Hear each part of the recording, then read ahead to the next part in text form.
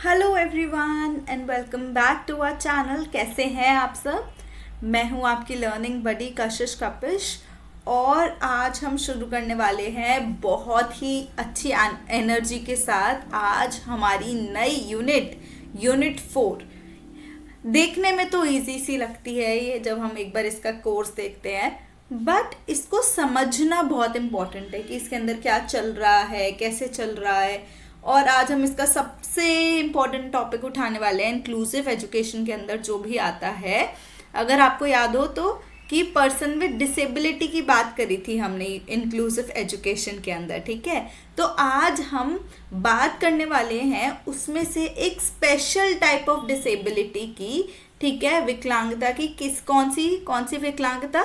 Learning disability, जहाँ पर जो स्टूडेंट है उसको इस टाइप की कुछ प्रॉब्लम है कि वो पढ़ नहीं सकता या सुनने में कोई प्रॉब्लम है, जहाँ पे वो लर्निंग में उसको दिक्कत आएगी, पढ़ाई में जहाँ उसकी दिक्कत आएगी, उस टाइप की जो डिसेबिलिटीज होंगी आज हम वो कवर करने वाले हैं, ठीक है।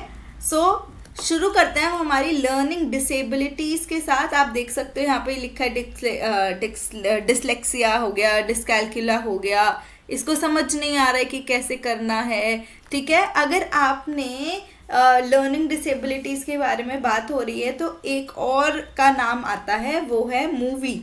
अगर हमने सभी ने देखे होंगे जी, यस, तारे ज़मीन पर। उसके अंदर ईशान अवस्थी को क्या था? लर्निंग डिसेबिलिटी थी, जिसके अंदर वो पढ़ नहीं पाता था, ठीक है। उसको सब कुछ द नंबर्स आर डांसिंग, उल्टे नंबर्स लिखता था। तो वो क्या थी? एक प्रकार की लर्निंग डिसेबिलिटी थी, ठीक है। तो ये मूवी का रेफरेंस काफ़ी अच्छा है हमारा वहाँ पे, बट पेंटिंग वो काफ़ी अच्छे से कर रहा था। तो certain part of the mind होते हैं आपके, दो पार्ट होते हैं ना, left and right. Grey matter होता है जो आपका बेसिकली। तो जो लेफ्ट और राइट उसमें से एक होता है जो आपका मोटर स्किल्स के बारे में बात करता है, मेमोरी के बारे में बात करता है, ठीक है, कि आप लिखते कैसे हैं, पढ़ते कैसे हैं। और दूसरा होता है वो आपकी क्रिएटिव साइड के बारे में देखता है। तो जो क्रिएटिव वाला था वो तो सही था उसका, तभी वो पेंटिंग इतनी अच्छी करता था, राइट। बट जो बेसिक मोटर स्किल्स होते हैं उसका वो नहीं था। तो इस तरीके से कई तरीके की लर्निंग डिसेबिलिटीज हो सकती हैं। एंड वो बच्चे नॉर्मल जो उनको हम अपनी एजुकेशन के अंदर कैसे इंक्लूड कर सकते हैं, ऐसा कैसा करिकुलम बना सकते हैं हम कि वो बच्चे भी हमारे एजुकेशन के अंदर इंक्लूड हो पाए एंड हम उनको जो गुणवत्ता शिक्षण है वो प्रोवाइड कर सकें, ठीक है, गुणवत्तापूर्ण शिक्षण प्रोवाइड कर सकें। तो क्या है भाई, लर्निंग डिसेबिलिटीज़ क्या हो गई? अधिगम जो हमारी अक्षमता हो गई, वो एक न्यूरोलॉजिकल डिसऑर्डर्स है। न्यूरोलॉजिकल डिसऑर्डर्स मतलब दिमाग से रिलेटेड होंगे, जो कि किसी भी एक व्यक्ति की जो शक्ति है, ठीक है, किस चीज़ की शक्ति? कुछ भी प्राप्त करने की, कोई भी प्रक्रिया करने की, कुछ हमें स्टोर करना है, संग्रहित करना है, या फिर किसी चीज़ को किसी का रिस्पॉन्ड करना है, उत्तर देना है किसी भी इंफॉर्मेशन का। जब उसकी क्षमता प्रभावित हो जाती है हमारी, तो उसको हम क्या कहते हैं कि इस जने को लर्निंग डिसेबिलिटी है, ठीक है। ये लाइफ लॉन्ग कंडीशंस भी हो सकती हैं और आपकी कंडीशन चेंज भी हो सकती है, बीच में भी आ सकती है ये आपकी कंडीशन। तो ये ज़रूरी नहीं है कि हाँ नहीं ठीक है आजीवन के लिए, नहीं, लाइफ लॉन्ग है। बट आपके ये मेजरली जो आपकी लर्निंग और एकेडमिक परफॉर्मेंस है ना, उसको प्रभावित करता है। अब सबसे पहले जो आजकल सबसे ज़्यादा आ रहा है ADHD। ADHD इसकी फुल फॉर्म क्या है? Attention deficit hyper activity disorder. Attention deficit hyper activity disorder, ठीक है। तो ये एक तरीके का हमारा बिहेवियरल डिसऑर्डर होता है। आई थिंक ये ADHD काफ़ी सारे हमारे सेलिब्रिटीज़ में से भी होता है। तो इसके अंदर क्या होता है कि आप किसी चीज़ को लेकर इनअटेंशन देते हो और किसी चीज़ पे बहुत ज़्यादा टेंशन देते हो। आप हर समय इम्पल्स पे रहते हो, ठीक है। अटेंशन स्पैन बहुत कम है आपका, इम्पल्स पे रहते हो हर समय कि ठीक है अब ये कर लिया, अब ये कर लिया, अब ये कर लिया। तो कीप ऑन चेंजिंग, बहुत ज़्यादा एक्टिविटी, हाइपर एक्टिविटी आपकी होती है, ठीक है।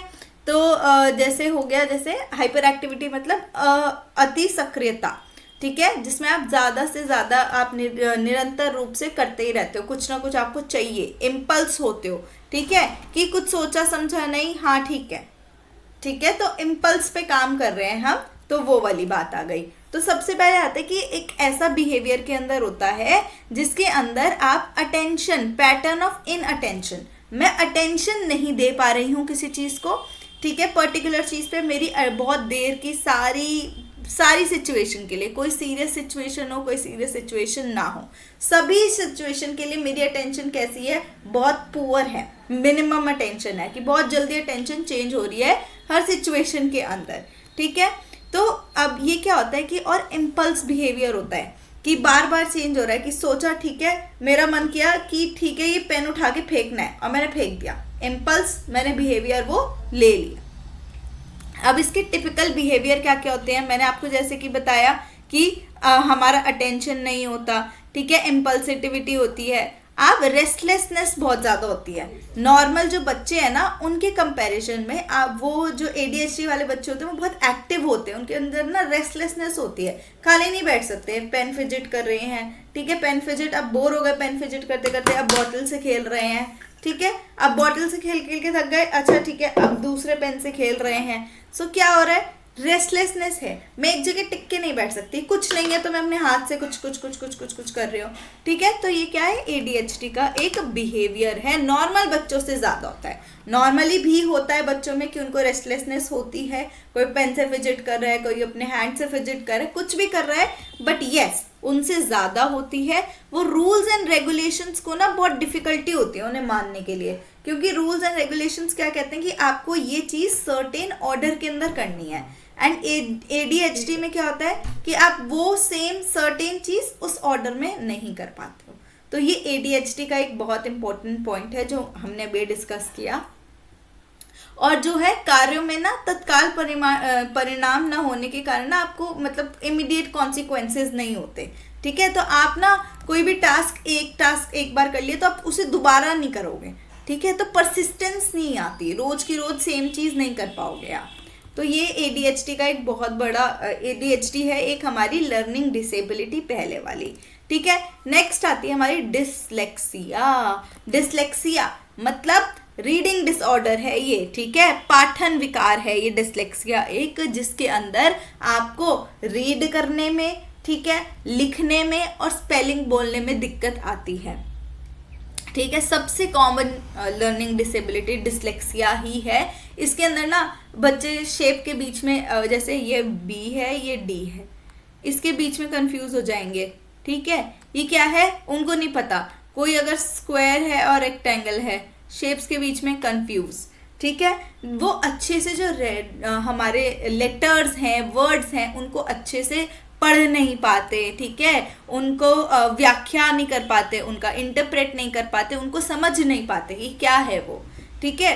और क्या होता है कि ये अक्षरों को और शब्दों के साथ जो है ना हमारे, वो हमारी भाषण, हमारी स्पीच के साथ कैसे रिलेट हो रहे हैं वो संबंधित करने में, कि भाई अब जैसे मैं बोल रही हूँ आ, ठीक है, फोनिक्स सिखाते हैं ना बच्चों को आ, तो फिर क्या हो रहा है, ठीक है, कि मेरे को समझ नहीं आ रहा कि ये साउंड कैसे आएगी इसकी, तो ये क्या है, डिसलेक्सिया है, ठीक है, डिसलेक्सिया। तो डिसलेक्सिया क्या है, एक रीडिंग डिसऑर्डर है, रीडिंग राइटिंग स्पेलिंग डिसऑर्डर है डिसलेक्सिया। अब डिसलेक्सिया से ना ये एक बार आया हुआ है, ये नेट का एग्जाम का मैं क्वेश्चन बता रही हूँ, ये मैच द फॉलोइंग में आया हुआ है, ये आपके उसमें आने के भी बहुत चांसेस हैं। ये नेट के एग्जाम का क्वेश्चन है जो आया था, जिसके अंदर हमें मैच करना था कि डिसलेक्सिया तो हो गया रीडिंग डिसऑर्डर, डिस्ग्राफिया क्या हो गया, डिस्ग्राफिया जिसके अंदर हम लिख नहीं पाते हैं, ठीक है, लिखना, जिसमें लिखने का हो गया वो डिस्ग्राफिया हो गया। डिसकैल्कुलिया, डिसकैल्कुलिया मतलब कैलकुलेशन से रिलेटेड है, ठीक है, मैथमेटिकल कैलकुलेशंस हम नहीं कर पा रहे हैं, तो वो क्या हो गया हमारा डिसकैल्कुलिया। फिर आ गया डिसअफेसिया, इसके अंदर हम किसी से ना कम्युनिकेट नहीं कर पाते अच्छे से, ठीक है, लैंग्वेज डिसऑर्डर है ये, लैंग्वेज डिसऑर्डर है, भाषण का एक हमारा डिसऑर्डर है ये, ठीक है, यहाँ पे लिखा ना भाषा का विकार है ये, जो हमारा संचार कौशल यानी कि हमारे कम्युनिकेशन स्किल्स और उनको कॉम्प्रिहेंशन एबिलिटीज को प्रभावित करता है कि हम कैसे किसी से संचार करें, ठीक है, हमारी उस क्षमता को अफेक्ट करता है ये। नेक्स्ट है हमारा डिस्प्रैक्सिया, ठीक है। डिस्प्रैक्सिया क्या है? ये मोटर डिसऑर्डर है, ठीक है। इसके अंदर जो आपके टंग्स और लिप्स है ना, वो कुछ साउंड्स नहीं प्रोड्यूस कर पाते, ठीक है। डिस्प्रैक्सिया, तो टंग्स और लिप्स मिलकर कुछ साउंड प्रोड्यूस नहीं कर पाते, जैसे कि र, ल, र बोलते हैं ना बच्चे छोटे छोटे, होता है ना, वो र को ल बोलते हैं, श को स बोलते हैं, स, श, तो वो क्या हो रहा है, टंग और लिप्स का ना कोऑर्डिनेशन नहीं बैठ रहा है, हमारी टंग और लिप्स का हमारा कोऑर्डिनेशन नहीं बैठ रहा है, तो उसको हम क्या कहेंगे, डिस्प्रैक्सिया, ठीक है। फिर आ गया हमारा अफेसिया आ गया। अफेसिया क्या हो गया कि भाई ऐसा लैंग्वेज जिसमें हम लोगों से कम्युनिकेट संचार नहीं कर पाते। डिसअर्थरिया, डिसअर्थरिया में क्या हो गया, हम ये एक न्यूरोलॉजिकल अगेन दिमाग से रिलेटेड है ये, जिसके अंदर हमारी स्पीच ना ठीक नहीं होती। किसी किसी की अगर आपने देखा हो तो हमें समझ नहीं आता कि उसने क्या बोला है, ऐसे होते हैं ना, अगर आपने कहीं पे किसी से देखे हो तो जो हमें समझ नहीं आ पाएगा, तो क्या हो रहा है, उनकी स्पीच जो है वो ठीक नहीं है, वो प्रिसाइज नहीं है, वर्ड्स क्लियर नहीं आ पा रहे हैं, तो वो क्या है, डिसअर्थरिया है। फिर आ गया डिस्टोपिया। इसके अंदर क्या हो गया कि भाई डिस्टोपिया के अंदर कि मैं अपनी वर्ल्ड के अंदर रह रही हूँ, मैं, ठीक है, अपनी इमेजिनेशन की वर्ल्ड बना ली जिसके अंदर हम बहुत ही ज़्यादा डर भरी जीवन जी रहे हैं, ठीक है। तो वो जो है वो दुखी और भयभीत जीवन बिताने लगते हैं, लेकिन उनका जीवन एक्चुअली ऐसा है नहीं, तो वो क्या हो गया, डिस्टोपिया। नेक्स्ट आ गया स्लटरिंग, ठीक है। अब आपने स्टटरिंग तो सबसे ही सुना होगा, स्टटरिंग आपने काफ़ी जगह देखा होगा। स्टटरिंग स्टटरिंग क्या होता है, हकलाना। एक रानी मुखर्जी की भी मूवी आई थी, आई गेस हिचकी समथिंग लाइक, उसके अंदर शी स्टटर, ठीक है। वहाँ पे स्टटर मतलब वो एक ही वर्ड को 3-4 बार रिपीट करते हैं फिर बोल पाते हैं, राइट। तो हकलाते हैं, वो क्या हो गया हमारा स्टटरिंग। तो ये भी हमारा एक लर्निंग डिसेबिलिटी है जिसके अंदर वो हमारी स्पीच को अफेक्ट कर रहा है, हम क्या कैसे बोल रहे हैं उसको अफेक्ट कर रहा है। तो ये अब देखो हमारा वो क्या कहता है, जो डिसेबिलिटी वाला एक्ट था हमारा, तो वो ये कहता है कि इंक्लूसिव एजुकेशन की बात करता है कि ये सारे जो जितने भी हमारे इवन मेंटल न्यूरोलॉजिकल से रिलेटेड हैं या फिजिकल से रिलेटेड हैं, ठीक है, या साइकोलॉजिकल हैं या फिजिकल हैं, कैसे भी हैं, वो आपको उन बच्चों को भी अपने एजुकेशन के अंदर हमें इंक्लूड करना है अच्छे से, ठीक है, उनको भी वही गुणवत्तापूर्ण शिक्षा मिलनी चाहिए, ठीक है। डिसलेक्सिया मैंने आपको बता दिया कि रीडिंग डिसेबिलिटी है, आप राइट बहुत जल्दी से नहीं कर पाओगे, आप समझ देर में पाओगे, आप बोर्ड से कॉपी करने में आपको प्रॉब्लम आएगी, ठीक है, याद करने में प्रॉब्लम आएगी, ठीक है, और आप एक्यूरेटली एंड फ्रीक्वेंटली कैसे करोगे वो भी इफेक्ट होता है कि आप कितना सही बोल पा रहे हो, कितना फ्रीक्वेंटली बोल पा रहे हो, नहीं हो पाता ये। क्यों? क्योंकि आपकी शेप्स एंड ऑल चेंज हो जाते हैं, आपको समझ नहीं आता है वो। तो वो क्या है, टाइप की डिसेबिलिटी है, अक्षमता है किसकी, रीडिंग की। डिसलेक्सिया, डिसकैल्कुला मैंने आपको बताया कैलकुलेशन से रिलेटेड है, मैथमेटिकल कैलकुलेशन। डिस्ग्राफिया राइटिंग से रिलेटेड है। डिस्प्रैक्सिया मोटर स्किल से रिलेटेड है। डिसलेक्सिया हमारी रीडिंग से रिलेटेड है। एंड ऑटिज्म, ऑटिज्म हमारा किससे रिलेटेड है, सोशल इंटरेक्शन। ऑटिज्म वाले लोग क्या होते हैं, उनको ना एक ही चीज़ चाहिए, ठीक है। अब मेरा ऑटिज्म है, आप ऑटिज्म में मान लो कि उनको है कि इंटरैक्ट नहीं कर पा रहे, वो अपने में खुश हैं, ठीक है, अपना सेम रूटीन फॉलो करने में खुश हैं, उनको किसी नए से इंटरैक्ट करना पड़ जाए तो that is a task for them, तो वो सामाजिक संपर्क में आने से बचते हैं ऑटिज्म वाले लोग, ठीक है। ऑटिज्म में ना और भी बहुत सारी चीज़ें होती है, ये भी न्यूरोलॉजिकल होता है हमारा। तो उनके अंदर जैसे आजकल अब आ रहा है फ़ोन के चक्कर में बच्चों में ऑटिज्म डेवलप हो रहा है। क्यों? क्योंकि वो क्या बस मैं करे जा रही हूँ, मुझे कुछ नहीं पता कि क्या हो रहा है, कैसे हो रहा है, ठीक है। ऑल्दो उनके they may or may not be intelligent people, but yes वो इंटरैक्शन में फेल हो जाते हैं, किसी से बात करने में कैसे इंटरैक्ट करें वो फेल हो जाते हैं, ठीक है। इसी के ऊपर हमने एक अगर किसी ने देखा हो, कोई नेटफ्लिक्स देखता हो, तो उसके ऊपर एक सीरीज भी आई थी, ठीक है, ऑटिज्म के ऊपर एक आई भी है, गुड डॉक्टर करके है, आप देख सकते हैं उस पर। तो उसमें जो हमारा डॉक्टर है उस he has autism, see he can be a doctor, but yes inclusive education की बात कर रहे हैं हम। देखिए कहीं पे भी जाइए, हम कुछ भी देख रहे हैं, हमें तो अपने मतलब की बात निकालनी है वहां से, राइट। तो आप ज़रूर एक अगर देखना चाहें तो आप वहां जाके देख सकते हैं।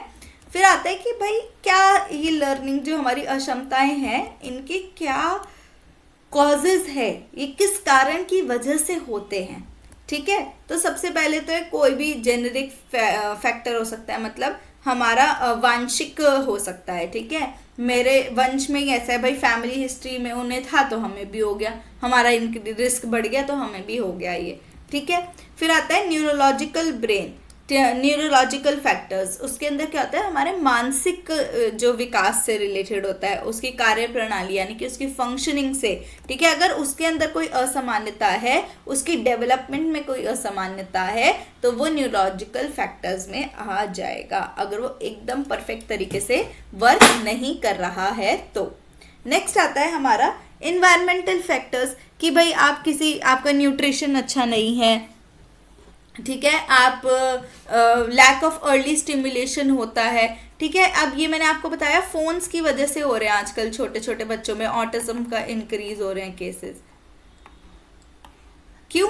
क्योंकि they are glued to the phone, वो फोन को ही बस स्क्रॉल कर रहे हैं, they don't want to interact, they are very happy in the world of the phone, right. They don't want to interact with everybody else, उनको किसी और के साथ इंटरेक्ट करना ही नहीं है, सामाजिक संपर्क से मतलब नहीं रह जाता, ठीक है। प्री मेच्योर बर्थ हो गया, आपका वेट कम था, जल्दी पैदा हो गए, प्री मेच्योर हो गए,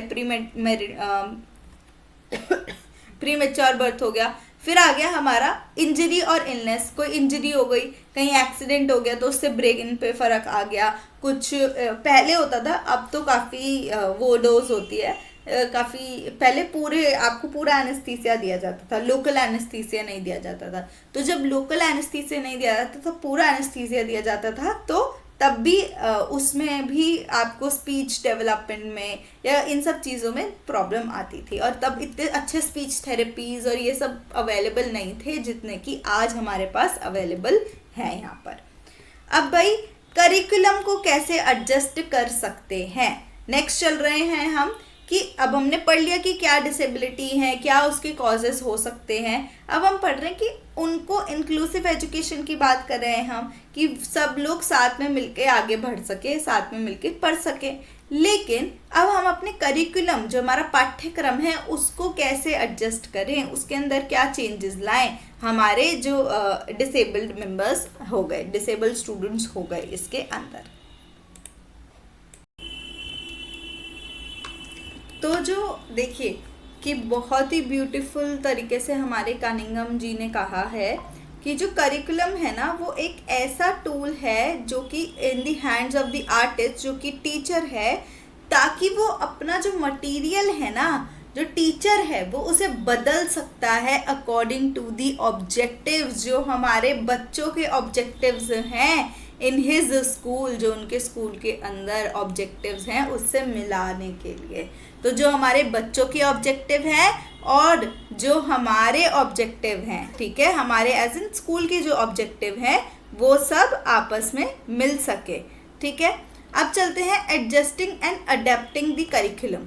क्या हो सकता है, देखिए, या तो हम हमारे करिकुलम को एडजस्ट कर सकते हैं, है ना, या तो हम अपने करिकुलम को एडजस्ट कर सकते हैं, या हम कुछ ऐसे चेंजेस ला सकते हैं हमारे पाठ्यक्रम के अंदर, हमारे करिकुलम के अंदर, ताकि उसमें जो हमारे स्टूडेंट्स हैं उनके जो डिसेबिलिटीज़ हैं उसको हम कर्ब कर सकें, और उनको भी हम हमारे एजुकेशन के अंदर इंक्लूड कर सके बाकी बच्चों के साथ, राइट।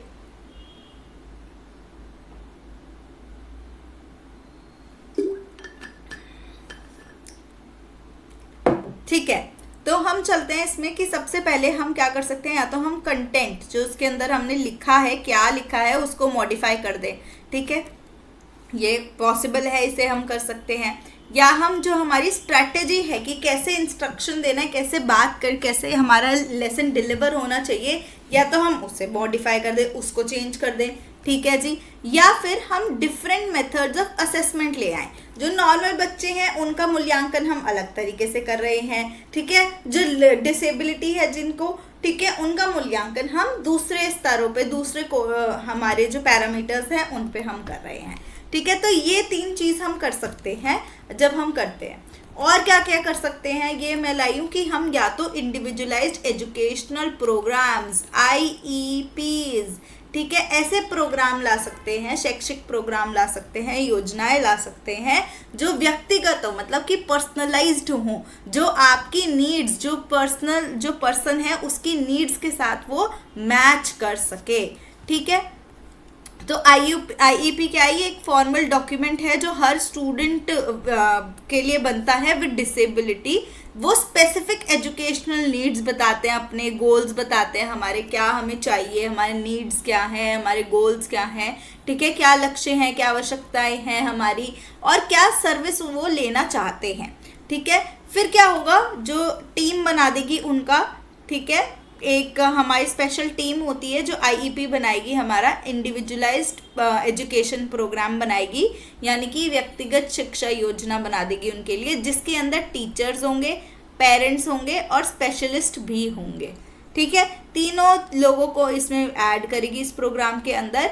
और क्या करेगा, ये इंश्योर करेगा कि जो उनकी व्यक्तिगत वो है आवश्यकता है, ठीक है, तो जो इंडिविजुअल नीड्स हैं, उनकी यूनिक नीड्स हैं, वो उनको मिले, उनसे उनका सहायता मिले और उनको अकोमोडेशंस भी, सहयोजन भी मिले, ठीक है। क्या स्ट्रैटेजीज हो सकती हैं कि भाई हम क्लियरली डिफाइन कर सकते हैं कि हमारा एजुकेशन का ऑब्जेक्टिव ये है, ये ऐसे होना चाहिए, ठीक है।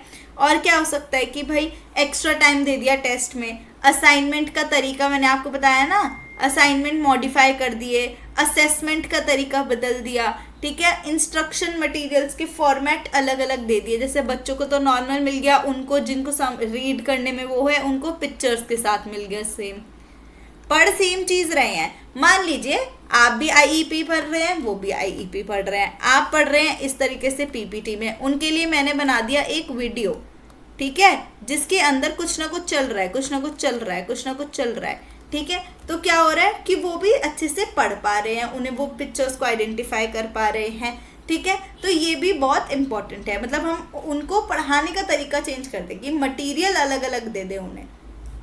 फिर आता है कि भाई उनका असेसमेंट होता रहे, उनका मूल्यांकन होता रहे, और ये देखते रहे, ये सुनिश्चित करते रहे हम कि जो हमारा IEP है वो प्रभावी है या नहीं, इफेक्टिव है या नहीं। नेक्स्ट आ गया डिफरेंशिएटेड इंस्ट्रक्शंस, यानी कि हमारा विभेदित निर्देश। कैसे विभेदित निर्देश हो गया हमारा कि हम अपने जो हमारे शिक्षण की विधियाँ हो गई, मेथड्स हो गए, मतलब टीचिंग मेथड्स हो गए, हमारी मटेरियल्स हो गए टीचिंग के, वो डिफरेंट लर्निंग स्टाइल्स जो हो गए, हमारी रुचि हो गई, क्षमता के अनुसार, स्टूडेंट्स की क्षमता के अनुसार चेंज करते रहो। कैसे, एक बात बताओ, टेलर का मतलब कैसे, टेलर आपका सूट जो है वो आपके नाप में का बनाता है, वैसे ही हम जो एज अ टीचर हैं उनको वैसे पढ़ाएं जैसे उनको फिट होता है, जैसे उनको समझ आता है, जैसे उनको फिट होता है। आई होप ये आपको क्लियर हो गया होगा, ठीक है। फिर ये इंश्योर करती है कि जो हमारे सारे स्टूडेंट्स हैं ना, वो मटेरियल जो बनाया है वो सबको सूट भी करे ना, ठीक है, सब उससे पढ़ पाए, सबको उससे समझ में आ पाए, ठीक है। इसके अंदर क्या होता है कि हम भाई डिफरेंट लेवल्स बना दिए, डिफिकल्टी लेवल्स बना दिए, ठीक है, जैसे कि इजी, मीडियम, डिफिकल्ट, ठीक है। बच्चों को हमने A1 A2 A3 लेवल्स में हमने डिवाइड कर दिया। तो ये क्या हो रहा है, A1 A2 A3, A1 तो हो गया easy level, A2 mediocre level हो गया, एंड डिफिकल्टी लेवल हो गया A3। मतलब कि किन बच्चों को किस हिसाब से पढ़ाना है उनकी डिफिकल्टी लेवल के ऊपर ग्रुप्स बना दिए, ठीक है। और भाई स्मॉल स्टूडेंट्स के ग्रुप्स बना दिए, ठीक है, कि अब मुझे इस स्मॉल ग्रुप को इसी तरीके से पढ़ाना है, ठीक है। तो स्मॉल ग्रुप्स डिवीजन भी कर सकते हैं हम। फिर आता है multi sensory teaching. Multi sensory teaching मतलब कि आपके मल्टीपल सेंसेस इसके अंदर इन्वॉल्व होंगे। कैसे कि भाई विजुअल्स लेके आ रही हूँ मैं कोई, ठीक है, विजुअल्स ला रही हूँ, कोई ऑडिटरी चीज़ें लेके आ रही हूँ जिसको आप सुन सकते हैं, हैंड्स ऑन एक्टिविटीज़ के, अच्छा आप ये करके देखो आपको समझ में आएगा। तो ये कैसे हो रहा है, आजकल बहुत फेमस भी हो रहे हैं, ठीक है, वो आपको करके दिखाते हैं एक्सपेरिमेंट साइंस की क्लास में। तो वो क्या हो रहा है, हैंड्स ऑन एक्टिविटीज़ हो रही हैं क्लास के अंदर। मैंने आपको बताया मल्टी सेंसरी टीचिंग की बात हुई थी, ये तो वैसे भी इम्पोर्टेंट है मल्टी सेंसरी टीचिंग हमारा, ठीक है। बहुसंवेदी शिक्षण, ठीक है, तो इस बहुसंवेदी शिक्षण के अंदर हम मल्टीपल, हमारी कई सारी इंद्रियों को वो देखता है, जैसे कि दृष्टि, हमारी ध्वनि, हमारा टच और हमारी मूवमेंट भी देखता है, ठीक है, ताकि वो स्टूडेंट्स को हेल्प कर सके, ताकि अपना जो इंफॉर्मेशन को अंडरस्टैंड करने में और उनको अपने पास रिटेन करने में, ठीक है। तो अब क्या हो रहा है, देखो मैं आपके लिए अभी यहाँ पे भी आपकी मल्टीपल सेंसेस यूज हो रही है, टच यूज नहीं हो रहा, लेकिन आपको क्या यूज हो रहा है, हमारी वीडियो यूज हो रही है, हम पीपीटी लेके आए हैं आपके लिए, ठीक है। और क्या हो रहा है, आपका साउंड, मैं जो बोल रही हूँ वो आपका साउंड इफेक्ट हो रहा है, ठीक है। जब मैं लिख रही हूँ तो अच्छा आप दोबारा से आप मूवमेंट कर रही हूँ मैं, जब मैं पीपीटी के ऊपर मूवमेंट कर रही हूँ, ये देखिए, तो आपका ध्यान वहीं जाएगा ना जहाँ मैं लिख रही हूँ। कलर्स का इस्तेमाल कर रही हूँ, ताकि रेड कलर का इस्तेमाल कर रही हूँ ताकि वो आपको जल्दी दिखे, ठीक है, ताकि वो आपका आई कैच करे, आपको वो जल्दी दिखे।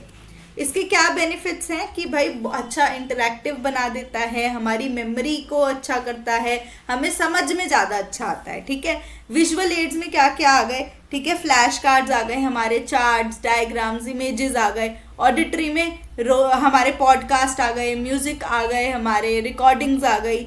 हैंड्स ऑन एक्टिविटीज़ के अंदर क्या आ गया, हमारे एक्सपेरिमेंट्स आ गए, हमने मॉडल बनाया, ठीक है। तो ये सब क्या हो रहा है, हमारा हैंड्स ऑन एक्टिविटीज़ हो रहा है। आई होप आपको इतना समझ में आ गया होगा, ये 3 पॉइंट सबको क्लियर होंगे कि क्या हो रहे हैं, ठीक है। बहुसंवेदी शिक्षण के बारे में हमने पढ़ लिया। अब चलते हैं हम असिस्टिव टेक्नोलॉजी यानी कि सहायक तकनीक, ठीक है। इसके अंदर होता है कि हम ऐसे टूल्स और सॉफ्टवेयर डिज़ाइन कर रहे हैं जो स्पेशली जो स्टूडेंट्स हैं विद लर्निंग डिसेबिलिटीज़ उनको हेल्प करेगा, ठीक है। तो आप मान लीजिए मैंने एक सॉफ्टवेयर डेवलप करा जिसके अंदर वो बार बार पिक्चर्स दिखा रहा है, या मैं जो बोल रही हूँ उसको वो पिक्चर्स में वो कर रहा है। अब तो एआई आ गया वैसे ही, ठीक है, आप उसको कमांड दो वो आपको पिक्चर्स बना बना के देगा। तो क्या हो रहा है, ये हमारा टूल्स एंड सॉफ्टवेयर्स का इस्तेमाल हो रहा है। हमारे जो असिस्टिव टेक्नोलॉजी क्या है, वो स्टूडेंट्स के इंडिपेंडेंस को इन्हांस करती है कि हाँ ठीक है वो ज़्यादा देख सकते हैं, वो भी एंगेज ज़्यादा होंगे। अगर आप बताइए, ठीक है, आपको सिंपल से कोई टीचर आके ब्लैक बोर्ड पे लिख के 10 पॉइंट बढ़ा के चली जाए, पढ़ा तो वो भी रही है, ठीक है, एक टीचर है जो पीपीटी भी ला रही है, ठीक है, और हम क्या कर रहे हैं, ऐसा कंटेंट लेके आ रहे हैं कि ठीक है जो आप बाद में भी एज बुलेट नोट्स बना सकते हैं उसमें से, ठीक है, एंगेजिंग कंटेंट लेके आ रहे हैं। तो वो क्या हो रहा है यहाँ पे, तो आप भी टेक्नोलॉजी की मदद से, ठीक है, इजी एक्सेस टेक्नोलॉजी की मदद से आप भी उसको अच्छे से जल्दी जल्दी एक्सेस कर पा रहे हैं, उसको देख पा रहे हैं, ठीक है। जैसे कि टेक्स्ट टू स्पीच लिखा हुआ है वो बोलता है टेक्स्ट टू स्पीच, ठीक है, स्पीच टू टेक्स्ट, मैं बोल रहा हूँ लिखते जाओ मेरी बात, ठीक है। तो क्या हो गया, इसके अंदर जिनको डिसलेक्सिया है वो जल्दी जल्दी नहीं लिख सकते, लेकिन वो बोल तो सकते हैं, टीचर बोल रही है जो उनके नोट्स तैयार हो जाएंगे, ठीक है। तो ये क्या हो गया, हमारा स्पीच टू टेक्स्ट का फायदा हो गया, हमारा ऑर्गेनाइजेशनल एलएमएस वगैरह आ गया, हमारा डिजिटल प्लानर्स आ गया, हमारा टाइम मैनेज करने के लिए लर्निंग मैनेजमेंट सिस्टम जैसे आ गया हमारा। तो ये सब क्या है, टेक्नोलॉजी तो है जो हमें हेल्प कर रही है इसके अंदर। फिर आता है हमारा ऑल्टरनेटिव असेसमेंट आ गया यहाँ पे, ठीक है, कि हम असेसमेंट ही दूसरा यूज कर रहे हैं, ठीक है, वैकल्पिक मूल्यांकन दूसरा हम उसका मूल्यांकन का इस्तेमाल कर रहे हैं। तो ट्रेडिशनल टेस्ट की तरह हम ऐसे टेस्ट बनाएं ताकि हमें समझ में आ जाए कि ठीक है उनको ये कौशल उन्होंने सीखा, उनकी अंडरस्टैंडिंग कितनी थी, ठीक है। जैसे कि आपके अब आते हैं, आपको कोई सीधा सीधा तो कोई क्वेश्चन आता नहीं है, राइट, सीधा सीधा तो किसी के पास कोई क्वेश्चन नहीं आता है। कैसे क्वेश्चन आते हैं, क्वेश्चन आते हैं एप्लीकेशन बेस्ड, आपकी अंडरस्टैंडिंग पे बेस्ड, ठीक है। कुछ लिखवा थोड़ी रहे हैं बहुत सारा आपसे, नहीं, एमसीक्यू तो करवा रहे हैं। तो अगर एमसीक्यू करवा रहे हैं तो वो क्या देख रहे हैं, आपकी अंडरस्टैंडिंग को देख रहे हैं।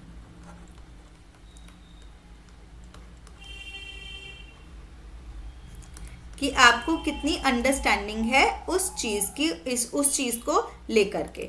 ठीक है, इसके बेनिफिट्स क्या हैं, ये स्टूडेंट्स को करता है कि ठीक है आप अपनी नॉलेज दिखा सको, आपके स्ट्रेंथ्स क्या हैं, आपके वीकनेसेस क्या हैं, ये भी दिखाता है। तो इसके अंदर हम प्रोजेक्ट दे सकते हैं परफॉर्म करके देने को, कि आप ऐसा ये प्रैक्टिकल करके दिखाओ। कोई पोर्टफोलियो बनाने को दे सकते हैं कि ठीक है आप ऐसे अपनी प्रोग्रेस रिपोर्ट शो कर दो। तो ये सब क्या है, ये हमारे वैकल्पिक जो हमारे मूल्यांकन है वो सब है। अब देखो हमें क्या करना है, ये तो हो गया हमें जो करिकुलम है ना इनको इंक्लूड करने के लिए। ठीक है, इंक्लूड तो करना है अब हमें, तो इन्हें इंक्लूड करने के लिए हमें अपना करिकुलम बदलना नहीं है। ठीक है, कि हमें तो अपना जी करिकुलम बदलना ही पड़ेगा, नहीं, करिकुलम बदलने को कोई नहीं कह रहा है। ठीक है, करिकुलम को मॉडिफाई करना है, थोड़ा सा चेंज करना है, ताकि सब लोग जो हैं वो आके पढ़ सकें। ठीक है, जैसे कि आप मान लीजिए एक होती है हमारी चाय, एक होती है हमारी कॉफ़ी। ठीक है, तो चाय में क्या जा रहा है, milk, sugar, T, basic ingredients. ठीक है, अदरक वदरक की बात नहीं कर रहे हैं अभी हम। ठीक है, टी लीव्स जा रहे हैं इसके अंदर, इसके अंदर क्या जा रहा है, मिल्क, शुगर, कॉफ़ी। ठीक है, अगर मुझे पता लग गया कि मेरे सारे स्टूडेंट्स कॉफ़ी पी रहे हैं तो मैं उसके अंदर कॉफ़ी डाल दूंगी ना। तो मेरा करिकुलम को थोड़ा सा मॉडिफाई, थोड़ा सा चेंज कर रही हूँ ताकि उनकी नीड्स को हम फुलफिल कर सके। तो भाई हमारे क्या हो सकता है कि हम भाई अपना उसको रीराइट कर दे सिंप्लीफाइड फॉर्मेट के अंदर, ताकि सिंपल लैंग्वेज में उसको हमने दोबारा से लिख दिया ताकि उनको अच्छे से समझ में आ जाए। ग्राफ्स बना दिए, समरीज बना दी, ऑर्गेनाइजर्स बनाए, हमारे आउटलाइंस बना दी, कि ठीक है आपको कैसे जल्दी जल्दी अच्छे से समझ में आ जाएगा। नेक्स्ट है कि हमने ऐसे गाइड्स बना दिए कि आपको सपोर्ट दे देंगे पहले, ड्यूरिंग एंड आफ्टर रीडिंग। मैंने ऐसे स्टडी गाइड्स बना दिए। ठीक है, मैंने बोला कि यहाँ पे दीज आर ऑफ 3 टाइप्स। ठीक है, अब दीज आर ऑफ 3 टाइप्स, और ये मैंने इसके टाइप्स लिख दिए यहाँ पे 1 2 3। ठीक है, अब मेरे को ये समझ नहीं आ रहा ये किस चीज़ के टाइप्स हैं, क्या हो रहा है, तो मैं क्या करूँगी, आपको एक ना नोट्स गाइड दे दूँगी कि इसके अंदर ना ऐसे होता है, इसके 3 टाइप्स के अंदर हम क्यों डिवाइड कर रहे हैं। तो आपको एक गाइड मिल गई। ठीक है, कि कैसे हो रहा है, कैसे हम इसको फॉलो कर रहे हैं, कैसे हम पूरे अपने जो हमारा पाठ्यक्रम है, करिकुलम है, उसको कैसे फॉलो कर रहे हैं। जो हमारे असाइनमेंट हम दे रहे हैं करने के लिए बच्चों को, उसको छोटा कर सकते हैं। ठीक है, ज़रूरी नहीं है बड़े असाइनमेंट्स देने, नॉट एट ऑल इम्पॉर्टेंट, उसको हम छोटा कर सकते हैं। नेक्स्ट है कि भाई हम अपनी पेस को एडजस्ट कर सकते हैं। मैंने प्रैक्टिकल की पेस बताई कि मुझे 1 घंटे में ये वाला प्रैक्टिकल कराना है आपको। ठीक है, मान लीजिए 1 घंटे में हम आपको प्रैक्टिकल करा रहे हैं कोई बायोलॉजी का या कुछ भी, लेकिन बच्चों को कुछ समझ में नहीं आ रहा तो कोई फ़ायदा नहीं है ना। मेरे बच्चों को धीरे समझ में आता है तो मैं धीरे पढ़ाऊंगी। मेरे स्टूडेंट्स बहुत तेज़ क्विक लर्नर्स हैं तो मैं तेज़ पढ़ाऊंगी, राइट। तो उसके पेस को एडजस्ट कर दिया हमने। कलर कोडेड टेक्स्ट बुक्स बना दी कि ठीक है ये रेड हो गया, ये वाइट हो गया, रेड एंड वाइट हो गया, ब्लू एंड वाइट हो गया। ठीक है, ऐसे कई सारे कलर्स बना दिए कि ये इंपॉर्टेंट है, हॉट से तो रेड में है, इंपॉर्टेंट है तो उसके ऊपर की पॉइंट लिखा है। तो हम ऐसे कर सकते हैं। फिर हमने कर दिया audio taping text book contents की, जो हमने टेक्स्ट टू स्पीच देखा था ना, कि जो हमारा वो है टेक्स्ट है उसको स्पीच में कन्वर्ट कर दिया। अगर हमने टेक्स्ट को स्पीच में कन्वर्ट कर दिया तो जो बच्चे नहीं पढ़ पा रहे थे पहले वो अब पढ़ सकेंगे। ठीक है, सुन लेंगे ना, उसे पढ़ना ज़रूरी नहीं है, उनको सिर्फ सुनना है कि वो उसमें क्या पढ़ाया गया था उस लेसन के अंदर। इवन इफ वो नहीं पढ़ पा रहे वो सुन सकते हैं उस पाठ्यक्रम से। ठीक है, उस टेक्स्ट बुक से, उस हमारी जो पुस्तिका है उससे।